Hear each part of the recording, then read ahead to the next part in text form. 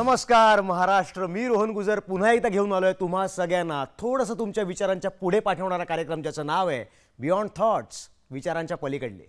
मित्रांनो, आंतरराष्ट्रीय वारसा स्थळ अर्थात वर्ल्ड हेरिटेज सेंटर्स आणि वास्तू स्थापत्यशास्त्र यांचा सुंदर समन्वय आपल्यासाठी दर्शनीय आणि प्रेक्षणीय स्वरूपात उपलब्ध करून देणारा सुंदर उपक्रम म्हणजेच आर्ट डेको.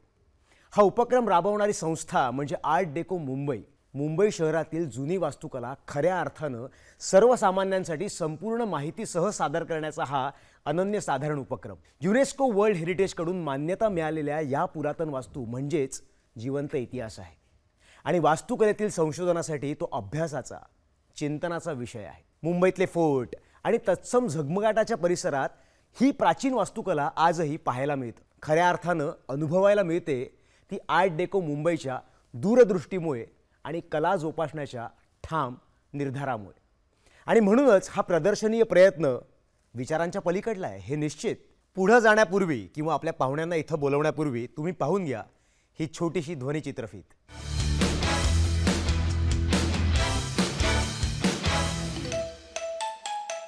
भारतातील सर्वात अधिक गगनचुंबी इमारतींचे शहर म्हणून आज मुंबईची ओळख असली तरी आंतरराष्ट्रीय वारसा स्थळात मुंबईच्या काही वास्तूंची नोंद होते हे नक्कीच अभिनंदनीय.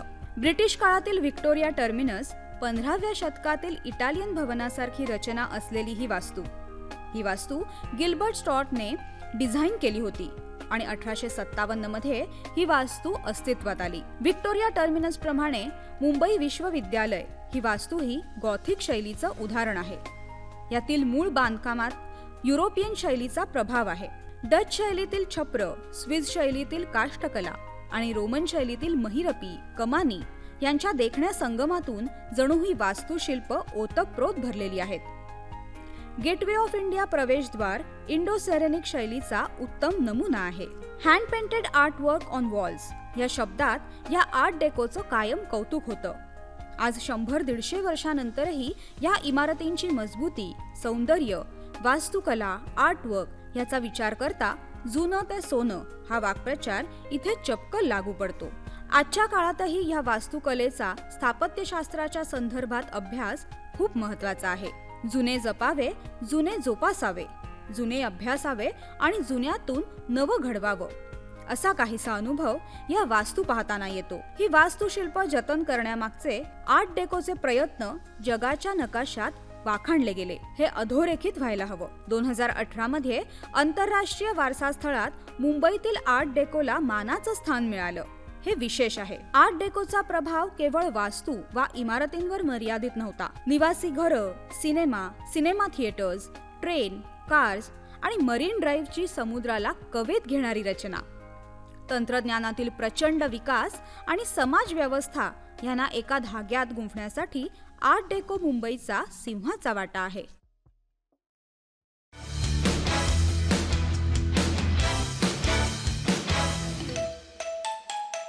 अभ्यासक, कवी, लेखक, शिल्पकार असं बहुआयामी व्यक्तिमत्व असलेले आपले आजचे पाहुणे म्हणजे मुस्तनसीर दळवी. हे जे स्कूल ऑफ आर्किटेक्चरमध्ये प्राध्यापक आहेत. आर्ट डेको या विषयावर ते लेक्चर्स घेतात आणि आर्ट डेको या विषयातच त्यांनी PhD सुद्धा घेतलेली आहे. आज आपण त्यांच्यासोबत खूप गप्पा मारणार आहोत, त्यांच्याकडून हे सगळं जाणून घेणार आहोत. Without wasting any time, please welcome Mustansir Dalvi sir.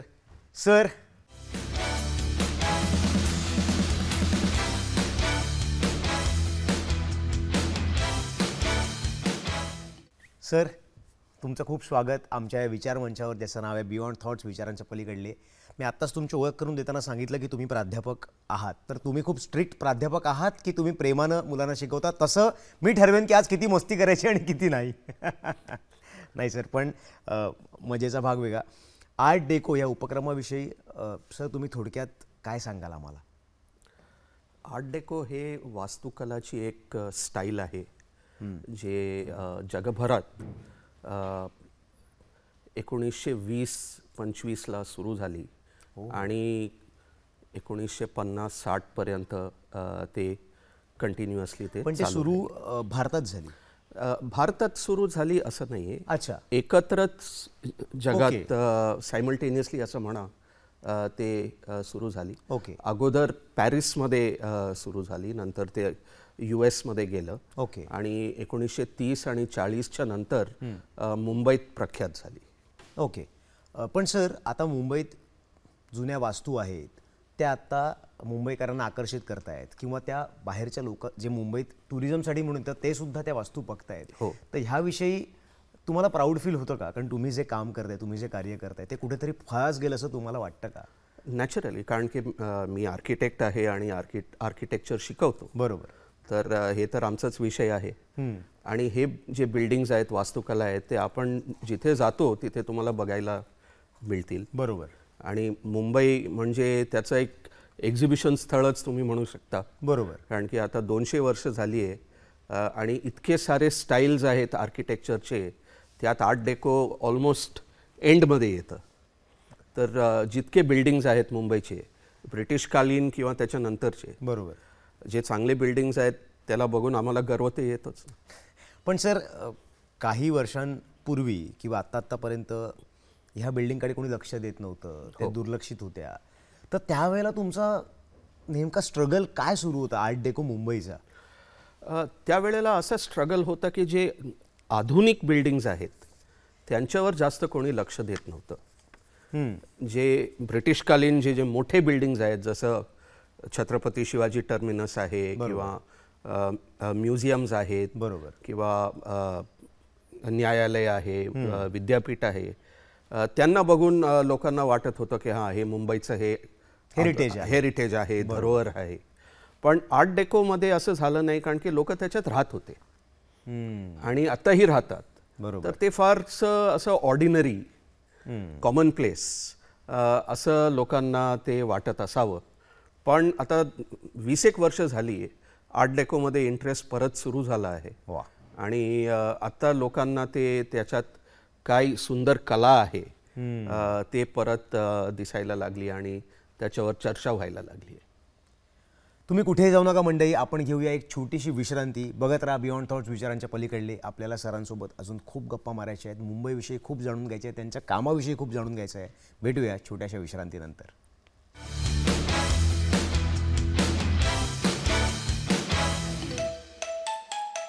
नमस्कार, तुमचं पुन्हा एकदा स्वागत करतो मी बियॉन्ड थॉट्स, विचारांच्या पलीकडलेच्या मंचावर. आपल्यासोबत आहेत दळवी सर. सर, मला तुम्हाला विचारायचं आहे की ह्या ज्या काही ब्रिटिशकालीन वास्तू आत्ता आपण उल्लेख केलात ब्रेकला जाण्यापूर्वी, तर त्यांचं सौंदर्य मग कायमच आपल्याला बघताना असं होतं की मग हे त्या काळात बांधलं आहे तरी हे अजून टिकून आहे, किंवा तर त्यांच्या सौंदर्याविषयी तुम्ही मग तुमचं मत काय आहे सर? ब्रिटिशकालीन आर्किटेक्चर किंवा वास्तुकला आपण बघितली तर त्याच्यात 3 किंवा 4 असे स्टाईल्स येतात. सर, हे आम्हाला काहीच माहिती नाही. हो. आणि समजा क्लासिकल स्टाईल आहे, त्याच्यानंतर एक निओ गॉथिक स्टाईल आहे, त्याच्यानंतर एक इंडो सार्सेनिक आहे. पण आर्ट डेको जे आपण म्हणतो ते ॲक्च्युली एक आधुनिक स्टाईल आहे. ते मॉडर्न एजचं जे एक आधुनिक एजचं जे रिफ्लेक्शन आहे जगभरात आणि भारतात पण, त्याचं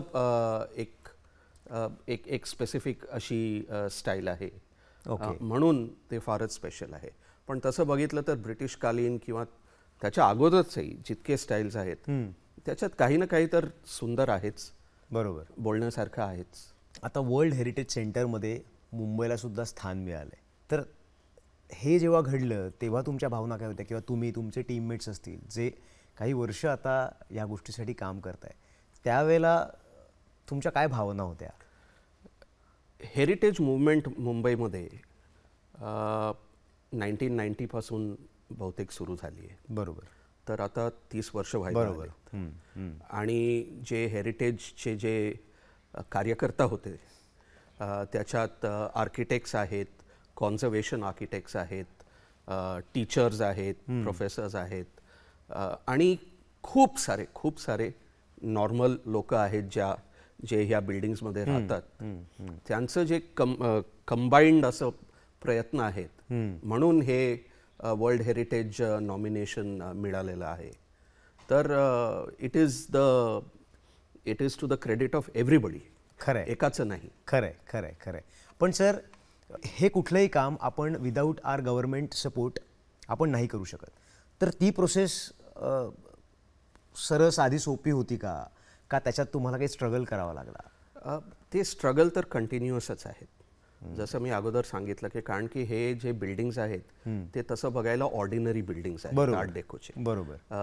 आणि तुम्ही ह्या बिल्डिंगना विद्यापीठाशी कम्पेअर कराल तर ते फारच असं सेपरेट वाटतं. बरोबर. तर हे जे बिल्डिंग्स आहेत त्यात जास्त कोणी लक्ष असं दिलेलं नाही. आणि हे स्ट्रगल तर आता पण चालू आहे. बापरे. कारण की म्हणजे अजूनही लोकांना त्याचं महत्त्व पटलेलं नाही. डेको बिल्डिंग्स मध्ये लोक राहतात, त्यांचे जे लाईफ आहे ते पसार करतात, त्याच्यात बदलाव आणतात, नॅचरल आहे. बरोबर. आणि ह्या बिल्डिंग्स मध्ये आता 90 वर्ष झाली आहेत खूप सारी बिल्डिंग्स मध्ये. बापरे. तर चेंजेस तर होणारच होणार. पण मग हे आर्ट डेको बिल्डिंगमध्ये जे राहत आहेत, जे रहिवाशी आहेत, ते ह्या सगळ्या गोष्टींकडे कसं बघतात? ते दोन प्रकारचे त्यांना छान approaches वाटतं, आहेत. प्राऊड फील होतं का? हो, ते दोन प्रकारचे अप्रोचेस आहेत. एक तर त्यांना छान वाटतं, प्राऊड फील करतात.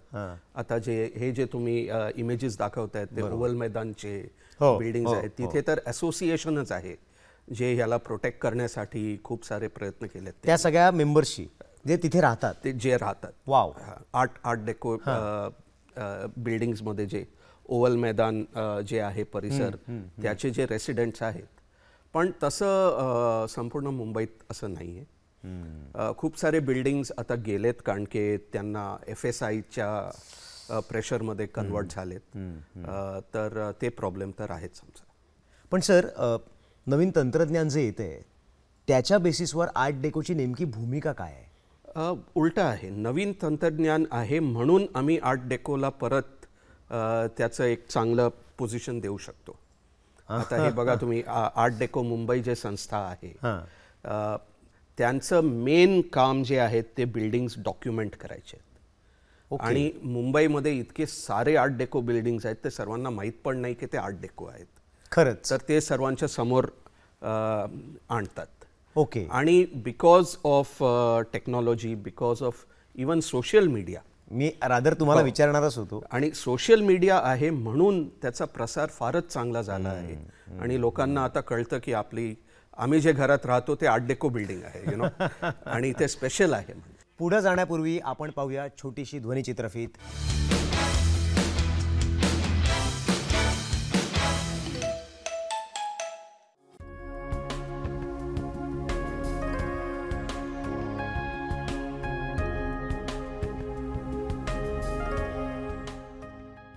Bombay has one of the largest collections in the world after Miami. This is a unique distinction for the city. It's a style that is all pervasive and it cuts across many typologies. We have buildings that are hospitals, there are schools, there are colleges, there are clubs, and of course there are large residential localities, there are cinema theatres, and we have office buildings which are all made in this incredible style. It developed in the 1930s, and largely in this area where we're sitting today, Marine Drive, it was all built on reclaimed land which was absorbed from the sea. In 2018, UNESCO gave the unique honor of recognizing the Victorian Gothic and Art Deco ensembles of Mumbai as a World Heritage Site, and I think about 72 buildings are recognized which are Art Deco, which are of world-class heritage. Art Deco Mumbai Trust was born out of the initiative to actually create an outreach where people would become aware of these neighborhoods, how they were designed, why they're so beautiful, how they're so significant, and we would create an awareness and outreach of these properties for people across the length and breadth of the city. On Marine Drive here we have 35 Art Deco buildings, probably one of the largest single precincts of Art Deco buildings in a single row, with a unique massing which UNESCO described in its World Heritage inscription as one of its kind in the world. So this city we love, we live in, this heritage is what shapes Mumbai, and it's what affords us the kind of lifestyle that we have in the older parts of the city. And I think it's a huge responsibility on all of us to to preserve it, to protect it, to look after it.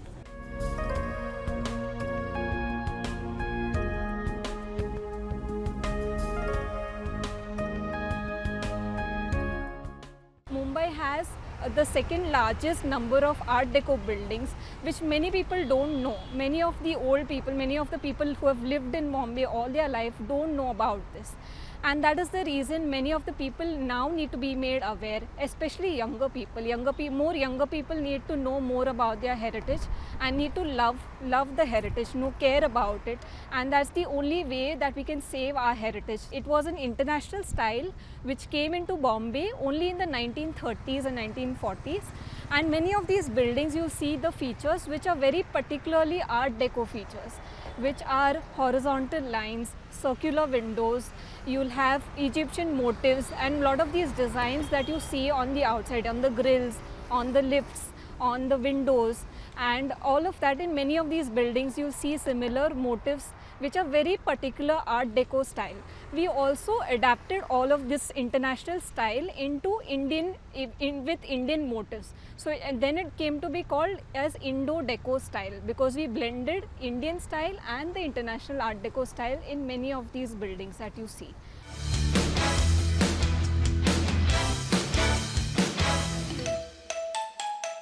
Sir आता ही एव्ही पाहिल्यानंतर interestingly मला असं तुम्हाला विचारायचं आहे की आत्ताचं जे यूथ आहे, तुम्ही लेक्चर्स घेता, तुम्ही स्टुडंट्सबरोबर इंटरॅक्ट करता, तर ते ह्या सगळ्या गोष्टींकडे कसं पाहतात, त्यांचा पॉईंट ऑफ व्ह्यू काय आहे ह्याकडे पाहण्याचा?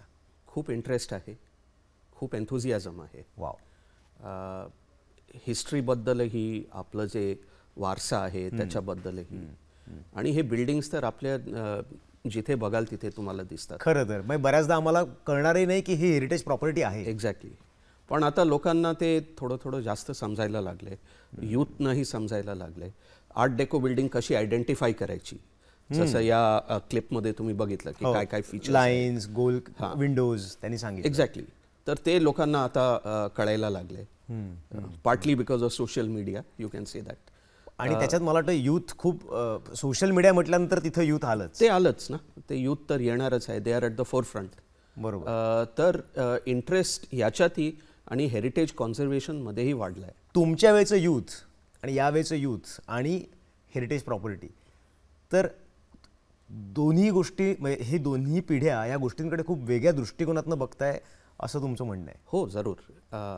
आम्ही जेव्हा छोटे होतो तेव्हा इतकं हेरिटेजवर आमची नजर नव्हती. तेव्हा आधुनिकता म्हणजे काय, that was the more important thing. Globalisation, दळणवळण वाढतंय, कम्युनिकेशन वाढतंय. एक्झॅक्टली. पण आता जे आहे ते आपलं फारच राऊंडेड असं एक अप्रोच आहे. 360 डिग्रीज आपण 360 डिग्रीज आहे. आणि जे मागचं जे आहे त्यालाही आम्ही इतकंच रिस्पेक्ट देतो जितकं फ्युचरला देतो. क्या बात आहे सर. खूप उत्तम गोष्ट म्हणालेत की आपण फ्युचरला जेवढा रिस्पेक्ट देतो तेवढा आपण आपल्या हिस्ट्रीला सुद्धा दिला पाहिजे. जर आपण आपल्या हिस्ट्रीत डोकावून पाहिलं तर कदाचित आपण आपल्या विचारांच्या पलीकडे जाऊ शकतो. तुम्ही कुठेही जाऊ नका, बघत राहा विचारांच्या पलीकडले बियॉन्ड थॉट्स. घेऊया छोटीशी विश्रांती.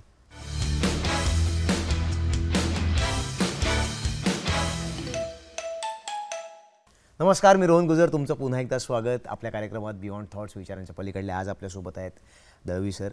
सर, जुना इतिहास पुन्हा नव्यानं तुम्ही लोकांसमोर ठेवताय, रसिकांसमोर ठेवताय, तुम्ही त्यासाठी प्रयत्न करताय. तुम्ही प्रयत्न करताय, पण रसिकांकडनं तुम्हाला सपोर्ट मिळतोय का? किंवा जे कॉमन पब्लिक आहे, जे कॉमन पीपल आहेत, त्यांचा तुम्हाला सपोर्ट मिळतोय का? किंवा त्यांची रिॲक्शन काय ह्या सगळ्यावर? ते रिॲक्शन आता बदलते. थोडंसं इंटरेस्ट निर्माण झालं आहे, तर रिॲक्शन चांगलीच आहे. आणि हे जे धरोहर आहे ते चांगल्या रीतीने जपून ठेवावं त्याचंही इंटरेस्ट खूप लोकांमध्ये आहे. ऑफकोर्स सिटीचे प्रेशर्स आहेत. आम्ही आता खरं तर मुंबईसारख्या सिटीचे प्रेशर्स तर आहेतच आहे. मेन प्रेशर आहे राहण्याची जागा, FSI, रिअल एस्टेट. ते तर एक चॅलेंज तर आहेच आहे. पण हे चॅलेंज आणि हेरिटेज चॅलेंज हे दोन्हीमध्ये थोडंसं बॅलन्स निर्माण करायला हवं. ते हळूहळू होतं आहे. सर, आता सगळ्यात मला असं वाटतं महत्त्वाचा प्रश्न, कारण जिथे जुन्या वास्तू असतात, जिथे हेरिटेज प्रॉपर्टी असते, तिथे रेस्टोरेशन, त्या जपणं त्या जोपासणं हा सुद्धा खूप मोठा प्रश्न होतो. त्या प्रॉपर्टीमध्ये राहणारे जुने लोक म्हणा किंवा आपलं गव्हर्नमेंट म्हणा किंवा कॉमन पब्लिक म्हणा, तर ह्या सगळ्यांसोबत तुम्हाला जुळवून घेताना when it comes to restoration तुम्हाला किती प्रयत्न करावे लागतात किंवा काही फार स्ट्रगल नाही आहे, ते होऊन जातं? नाही, रेस्टोरेशनमध्ये सर्वात मोठा स्ट्रगल आहे रिसोर्सेस, मनी. कारण की ते कोणत्याही बिल्डिंगला तुम्ही परत रिस्टोर केलं तर ते करण्यासाठी वेळ लागतो. बरोबर. आणि रिसोर्सेस लागतात. बरोबर. जे लोक एकाच बिल्डिंगमध्ये 90 वर्ष राहिलेत, असं वाटत नाही की त्यांच्याकडे इतके रिसोर्सेस असतील की ते स्वतःहून ते बिल्डिंगला परत रिस्टोर करू शकतात. बरोबर. तर तिथे कोणाला तरी बाहेरनंच हेल्प द्यावी लागेल, वेदर दॅट इज गव्हर्नमेंट और नॉन गव्हर्नमेंट. ते तर आहेच. पण आपल्याला ते संपूर्ण सिटीमध्ये हे आपलं कंबाईंड प्रोजेक्ट आहे तसं बघूनच चालावं लागेल. कारण की कोणत्याही एका बिल्डिंगच्या लोकांना हे रिस्पॉन्सिबिलिटी देणं ही इतकं बरोबर नाही आहे. बरोबर. पण गव्हर्नमेंटसुद्धा तेवढं सपोर्टिव्ह आहे का सर? रिसोर्सेसमध्ये इतकं सपोर्टिव्ह नसेल, पण ओव्हरऑल अप्रोचमध्ये आहे. ओके. ओके सर, आपण आता इंटरव्ह्यूच्या उत्तरार्धात आलेलो आहोत. मला तुम्हाला विचारायचं आहे की तुम्हाला या मंचातर्फे किंवा या मंचाच्या मार्फत ह्या जुन्या वास्तूंबद्दल महाराष्ट्राला, सह्याद्री वाहिनीच्या सगळ्या प्रेक्षकांना काय आवाहन करावंसं वाटतंय किंवा काय सांगावंसं वाटतंय ते प्लीज सांगा. मला असं वाटतंय की आपण आपली जे वास्तूचं जे धरोहर आहे त्याला एक कंप्लीट दृष्टीने पाहावं आणि त्याच्यात जितकेही स्टेक होल्डर्स आहेत आणि त्यात सर्वात वर म्हणजे शासन, गव्हर्नमेंट, त्यांनी चांगल्या दृष्टीने हे जे प्रिझर्व करण्यासाठी जे प्रयत्न चालू आहेत त्यात सहभागी द्यावा. आय थिंक हे मेन आहे. जे रहिवासी आहेत, जे नागरिक आहेत, त्यांना इतकं काही आपल्याला कन्व्हिन्स करायला लागणार नाही.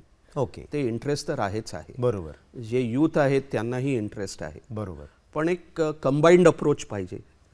ते आय थिंक आपल्याला त्याच्यात जास्त प्रयत्न करावे लागतील किंवा आपल्याला पुढे नेऊ शकेल त्या बाबतीत. That is right. तुम्हाला कळतंय का मंडळी, मुस्तनसीर दळवी सरांचं काय म्हणणं आहे की आपण पुढे जातोय, आपण फ्युचरकडे बघतोय, पण आपल्याला आपला पास्ट, आपली हिस्ट्री विसरून चालणार नाही. आपल्याला प्रेझेंटमध्ये जगायचं आहे, पण ह्या दोन्ही गोष्टींना समोर घेऊन, ह्या दोन्ही गोष्टींना सांभाळून तरच कदाचित आपण आपल्या विचारांच्या पलीकडे जाऊ शकू, आपल्या आजूबाजूला बघू शकू. सर, तुमचे खूप आभार. कारण ह्या मंचासाठी, आमच्या प्रेक्षकांसाठी खरंच खूप नवीन विषय होता. कारण आम्ही आता मुंबईत जे लोक येतील फिरायला किंवा जे मुंबईकर आहेत, जे मुंबईत राहत आहेत, ते सुद्धा मुंबईत फिरताना मुंबईला एका वेगळ्या दृष्टिकोनातून, एका वेगळ्या नजरेनं बघण्याचा नक्कीच प्रयत्न करतील. तुमचे खूप आभार, तुम्ही या मंचावर आलात आणि हा विषय आम्हा सगळ्यांना समजावून सांगितलात. मित्रांनो, मुंबई आर्ट डेको स्थापत्य शैलीकरता अमेरिकेतील मायामी शहरानंतर मुंबई शहराचं नाव संपूर्ण जगाच्या पार्श्वभूमीवर घेतलं जातं, हे खऱ्या अर्थानं मुंबईसाठी गौरवशाली वास्तव आहे. गोईक इंडो रेनेनिक आर्ट डेको आणि अन्य समकालीन स्थापत्य शैली यांचा सुंदर संगम मुंबईच्या या इमारतीत याची देही याची डोळा अनुभवता येतो. सुमारे 100 वर्षांपूर्वी म्हणजे 1920 ते 1930च्या सुमारास ही शैली लोकप्रियतेच्या कळसावर होती. हा कलासाध्याय म्हणजे मुंबई उच्च न्यायालयाची वास्तू, मुंबई विश्वविद्यालय, राजाबाई टॉवर, चर्चगेट स्थानकासमोरील इरॉस सिनेमागृह, पूर्वीचं व्हिक्टोरिया टर्मिनस, आंतरराष्ट्रीय वारसास्थळ म्हणून मान्यता मिळालेल्या या वास्तुशैलीला मुंबईत पाहायला मिळणं हे आपलं भाग्यच आहे. आणि यासाठी सलाम आर्ट डेको मुंबईला. मित्रांनो, आता वेळ झाली आजचा भाग संपवण्याची, तुम्हा सगळ्यांची रजा घेण्याची. पण तुमच्या आजूबाजूला जर अशी काही व्यक्तिमत्व असतील तर प्लीज आम्हाला कळवा. आमचा मेल ID आहे beyondthoughts2021@gmail.com आणि आमचा व्हॉट्सअप नंबर आहे 9137522457. त्याचबरोबर आमची सोशल मीडिया अकाउंटसुद्धा आहे जिथं तुम्ही आमच्याशी संपर्क साधू शकता. मित्रांनो, तुम्हाला हा एपिसोड आवडला असेल तर नक्की लाईक करा, इतरांसोबत शेअरसुद्धा करा आणि आमचं चॅनल दूरदर्शन सह्याद्री सबस्क्राईब करायला विसरू नका. पुन्हा भेटूया याच मंचावर, याच कार्यक्रमात ज्याचं नाव आहे बियॉन्ड थॉट्स, विचारांच्या पलीकडले. तोवर काळजी घ्या. धन्यवाद.